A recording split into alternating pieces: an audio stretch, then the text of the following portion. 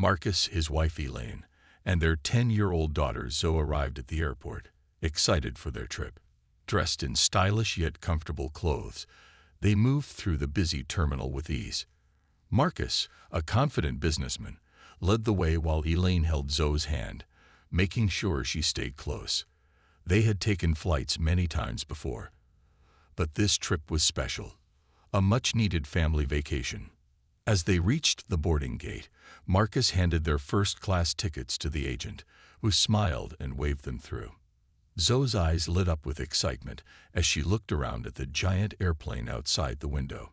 She had always loved flying, and sitting in first class made her feel even more special. The family walked down the jet bridge and stepped onto the plane. The cool air inside was refreshing, and the soft hum of the engines filled the cabin. A flight attendant, Linda, stood near the entrance, greeting passengers. She was a middle-aged woman with a neat uniform and a polite smile. At least, that's how she treated the other passengers. When Linda saw Marcus and his family, her smile faded slightly. She looked them up and down, her eyes scanning their clothes, their bags, and even the way they walked. Something in her expression changed, but she quickly covered it with a professional tone. "Are you sure you're in the right section?" she asked, glancing at their tickets. Marcus gave her a friendly smile and nodded. "Yes, we are," he said, handing over the boarding passes.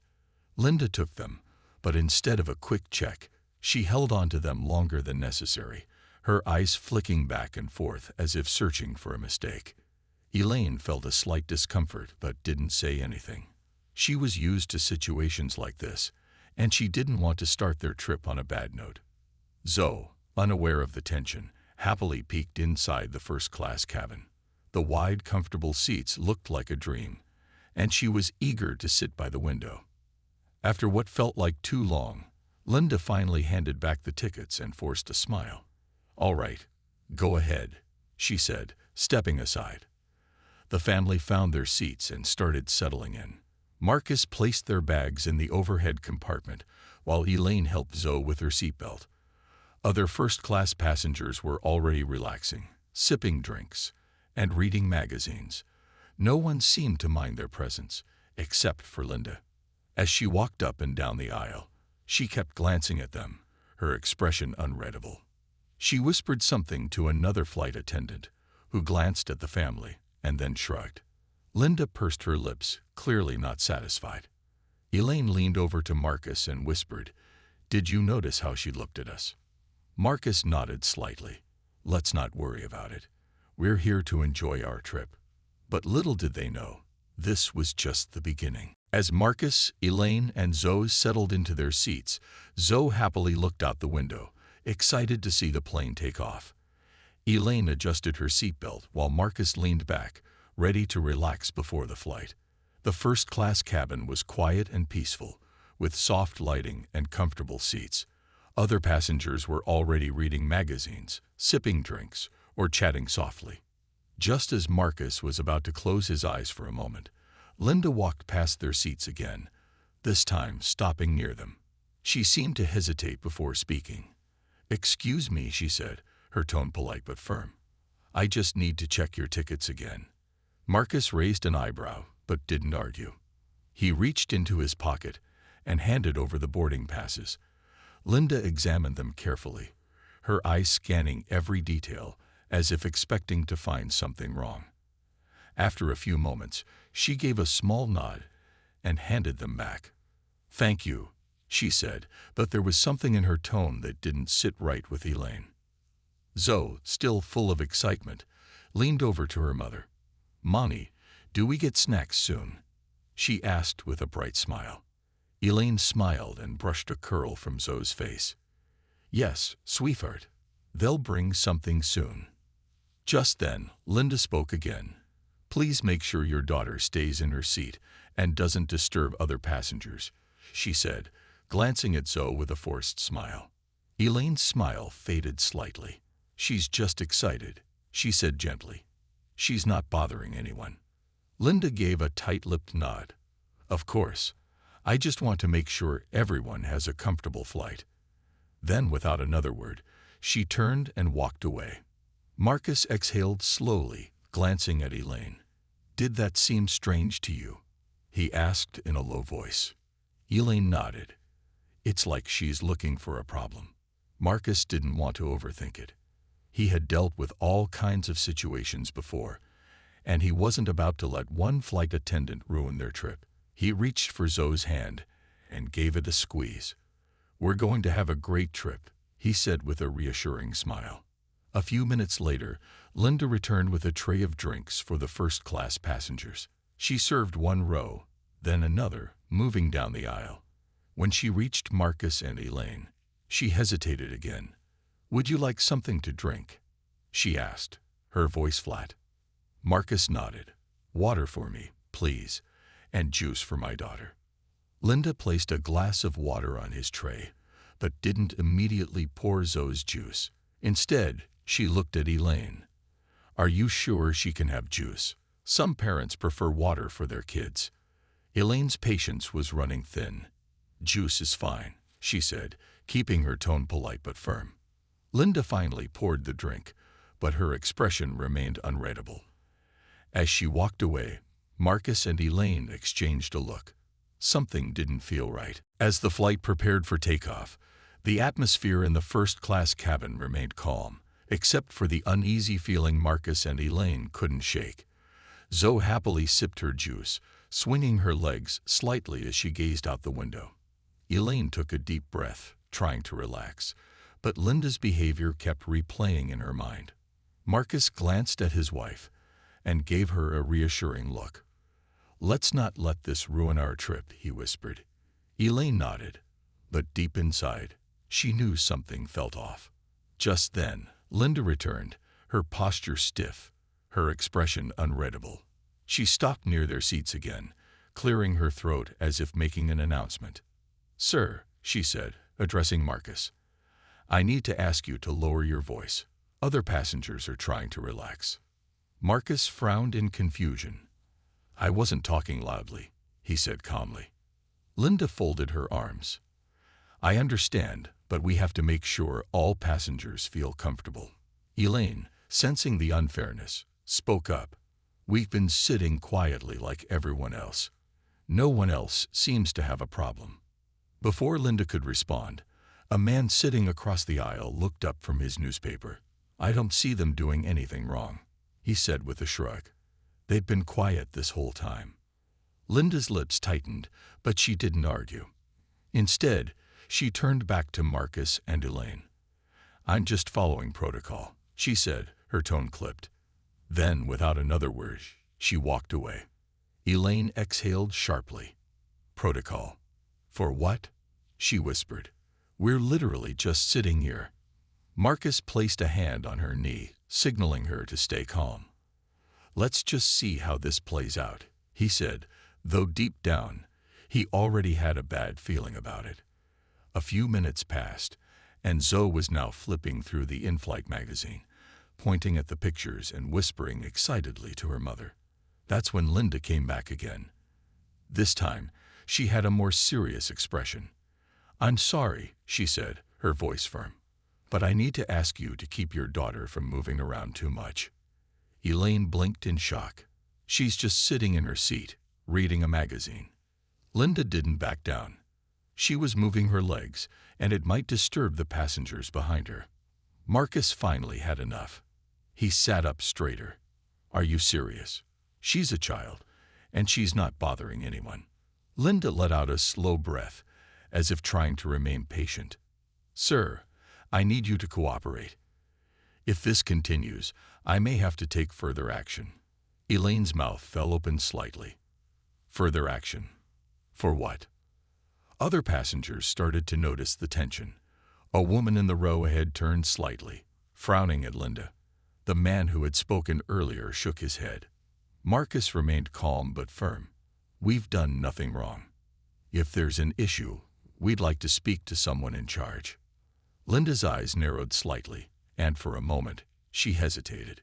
Then, with a stiff nod, she turned on her heel and walked toward the front of the plane.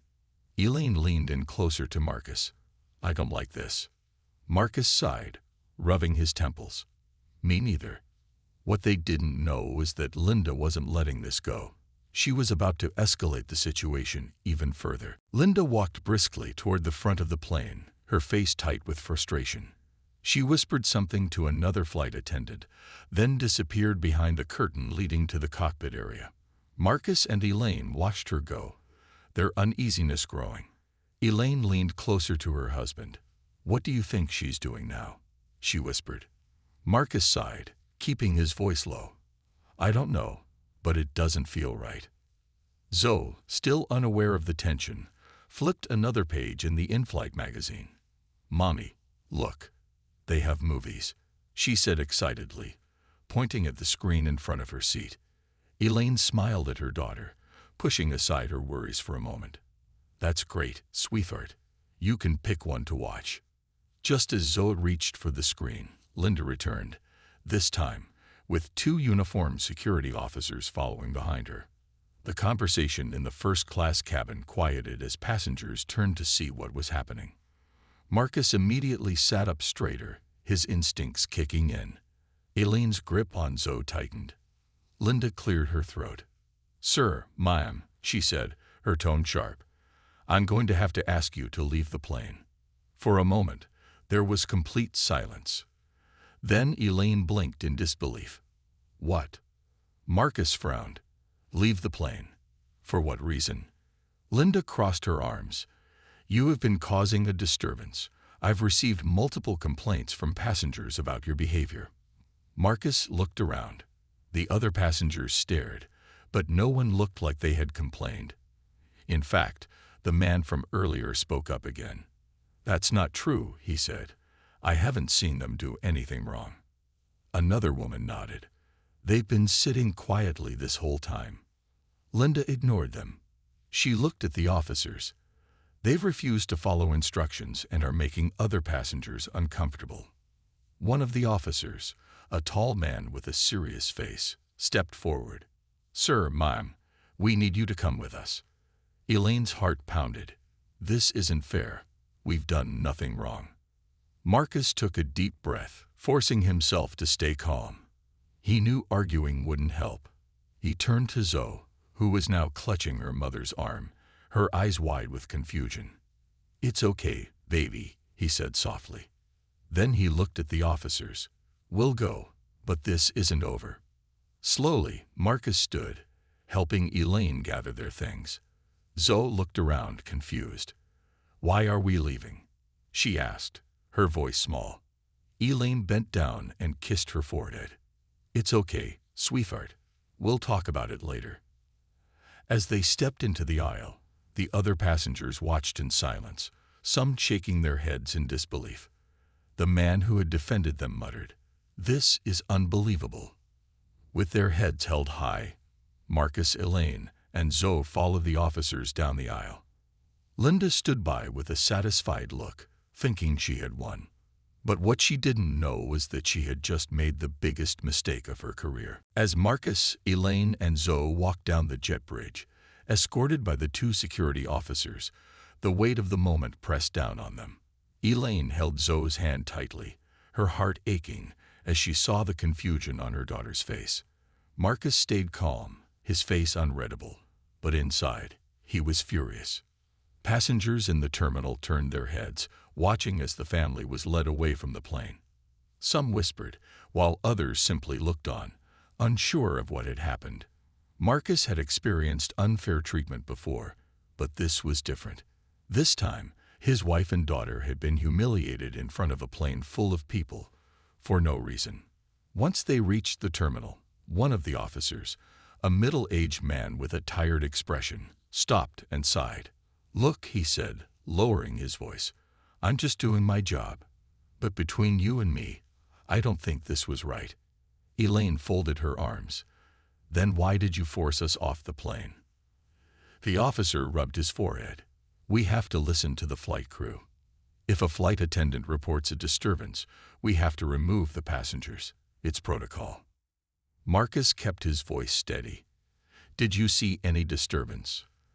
The officer hesitated. "No," he admitted. "We were just told you refused to follow instructions. Elaine shook her head in disbelief. That's not true. We were sitting quietly the whole time. The second officer, a younger man, looked uncomfortable. I believe you, he said, but it's out of our hands now. You'll need to speak with the airline staff. Marcus nodded. Trust me, I plan to. Just then, a man in a dark suit came hurrying toward them. He had a name tag clipped to his jacket and an earpiece in his ear. His expression was a mix of concern and urgency. Mr. Caldwell, he asked, looking at Marcus.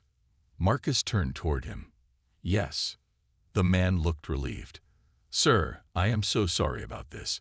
My name is James Caldwell, and I work directly under the airline's CEO. We just received word about what happened on board, and I came as fast as I could. Elaine glanced at Marcus, confused. How do you know my husband? James straightened his jacket. Because, he said, lowering his voice, Marcus is one of the majority owners of this airline. The two officers froze. Elaine's mouth dropped open slightly. Even Zoe looked up in surprise. Marcus crossed his arms. And yet, I was just kicked off my own plane. James swallowed nervously.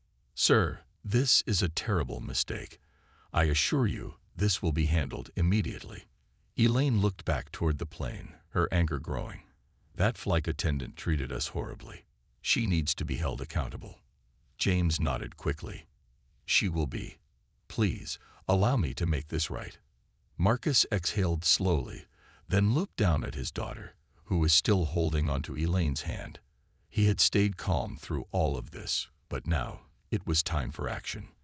Back on the plane, Linda was going about her duties, unaware of the storm that was about to come her way. Back on the plane, Linda continued her work as if nothing had happened. She walked up and down the aisle, handing out drinks and snacks, feeling satisfied that she had handled the situation properly. In her mind, she had done the right thing by removing the family. Now, everything was back to normal. But her confidence didn't last long.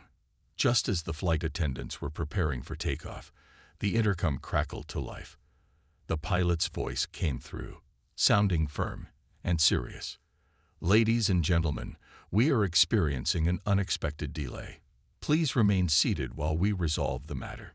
Passengers exchanged confused glances. Linda frowned and turned toward the front of the plane, wondering what was going on. A few moments later, the same airline official, James Caldwell, stepped onto the plane. He was followed by Marcus, Elaine, and Zoe. Linda's face paled slightly, but she quickly composed herself. James cleared his throat and spoke loudly so everyone could hear. Good evening, passengers. I apologize for the delay, but there has been a serious mistake. He turned toward Linda, his expression unreadable. It has come to our attention that a family was wrongly removed from this flight. Linda's heart pounded. She opened her mouth to speak, but James raised a hand, silencing her. This man, James continued, gesturing toward Marcus, is one of the majority owners of this airline. Gasps rippled through the cabin. Some passengers turned to stare at Linda, while others exchanged shocked whispers. The man who had defended Marcus earlier raised his eyebrows and let out a low whistle. Linda's mouth went dry. I was just following protocol, she stammered. James's eyes narrowed. Were you? His voice was calm, but there was an unmistakable edge to it. Because from what I've heard, this family did absolutely nothing wrong. Several passengers have confirmed that. Linda's face turned red. I thought they were causing a disturbance. James shook his head. No, you assumed they were, and in doing so, you disrespected one of the most important people in this company, not just an owner, but a valued customer. Elaine, who had stayed quiet until now, finally spoke. You embarrassed us in front of everyone. You made my daughter feel like she did something wrong when she was just sitting in her seat. Zoe looked up at Linda with wide eyes. Why were you mean to us? She asked softly. Linda had no answer. James took a deep breath. Mr. Caldwell, Mrs. Caldwell, Zoe, on behalf of the airline, I sincerely apologize.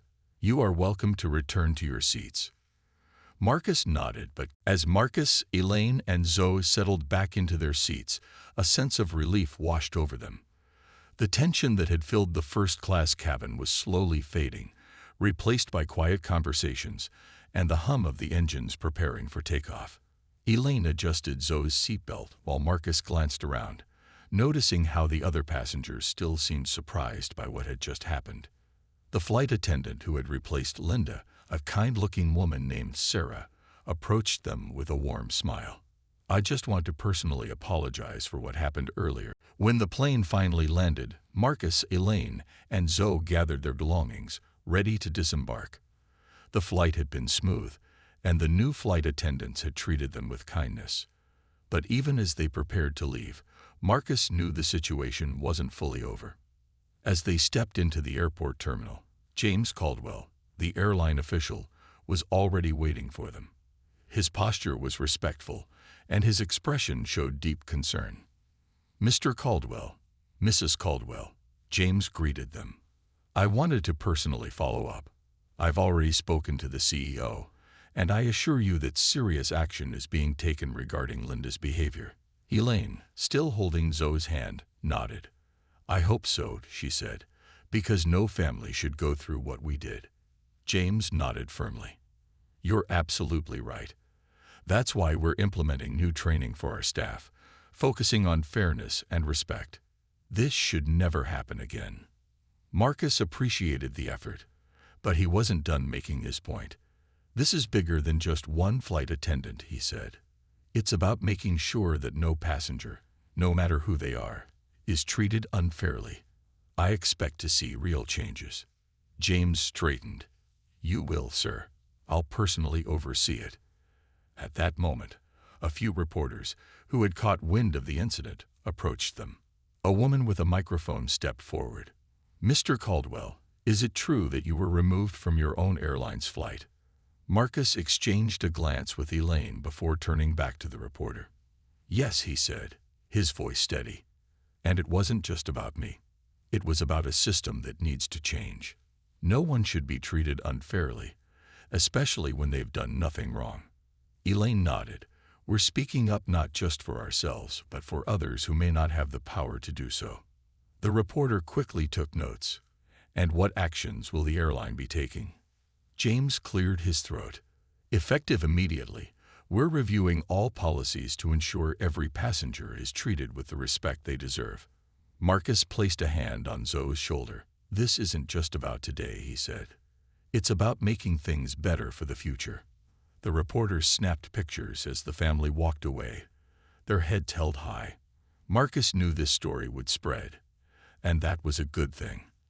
The more people who heard about it, the more awareness it would bring. As they left the airport, Zoe tugged on her father's hand.